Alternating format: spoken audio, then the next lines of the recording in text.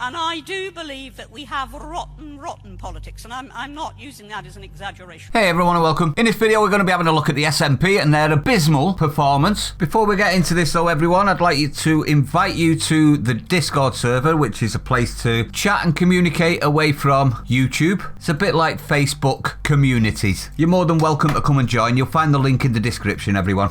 Now, this was highlighted in an interview on BBC Breakfast, and it's with Forbes, who is an SNP MP. And in my opinion, it is an absolute shocking disgrace what they reveal in this interview. Check this out, everyone. Now, your conference today, I'm sure, will look at the Scottish Government's handling of the coronavirus pandemic. And I just wonder if perhaps Nicola Sturgeon, First Minister, has got off a little lightly when you look at the stats, when you look at the fact that Scotland has one of the highest deaths per million of any comparable country in Western Europe, 30 times higher than Norway, when you look at the proportion of people who've died from COVID in care homes and even away from coronavirus. In fact, her handling of the Alex Salmond inquiry and her refusal to produce legal documents despite repeated votes in the Scottish Government asking for them. And yet she seems to be utterly focused on questions of independence without addressing any of that. Is that right? Well, I refute a lot of that, and I think the people of Scotland would refute that as well. If you look at the current polling figures, I think we're going into this conference in a position of strength. If you look at the support for Nicola Sturgeon, trust in her handling of coronavirus, as well as trust in the Scottish Government.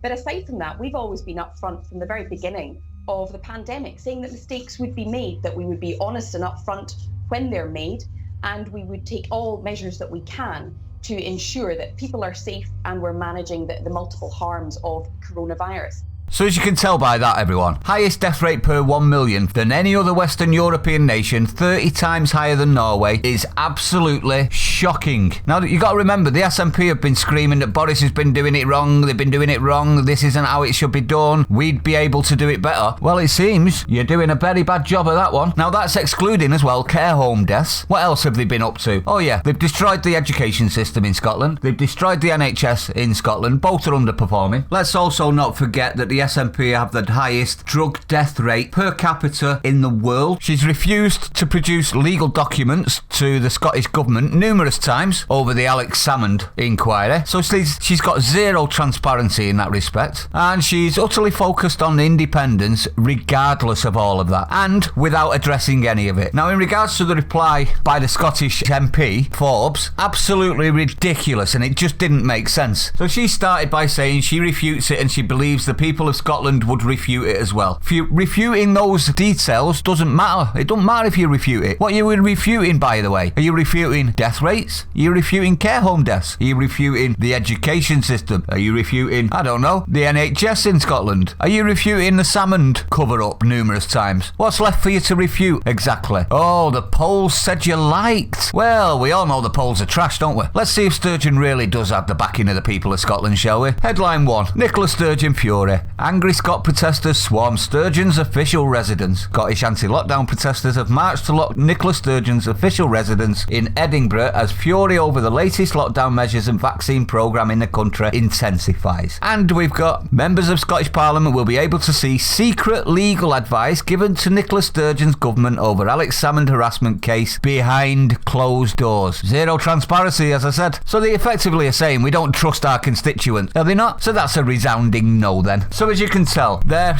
ability to govern the country is absolutely in tatters, in my opinion. Highest death rate per 1 million of any other Western European nation is shameful, Scotland. It's shameful. Now, what's my opinion on this? I think Scotland needs to get rid of the SNP. Now, the way that you're going to have to do that, Scotland, if you're listening, is you're going to have to pick between Conservative and hopefully, possibly, the Brexit Party and all vote for the same one. Because you're splitting your vote, the nut jobs that support the SNP are winning with a minority. That's your problem. It's not that you haven't got a good opposition, it's that your vote, other than the SNP votes, are being split around the other parties. So if you want to get rid of these people and you want to start standing on your own 2 feet, that's the way to do it, in my opinion. If you're new to the channel, don't forget to hit the like, comment, subscribe. Don't forget to let me know what your opinion is as well. Share it out for me if you could. It would help me evade YouTube's disgraceful algorithm that's trying to get rid of us all. Stay sane, I'll see you on the next one.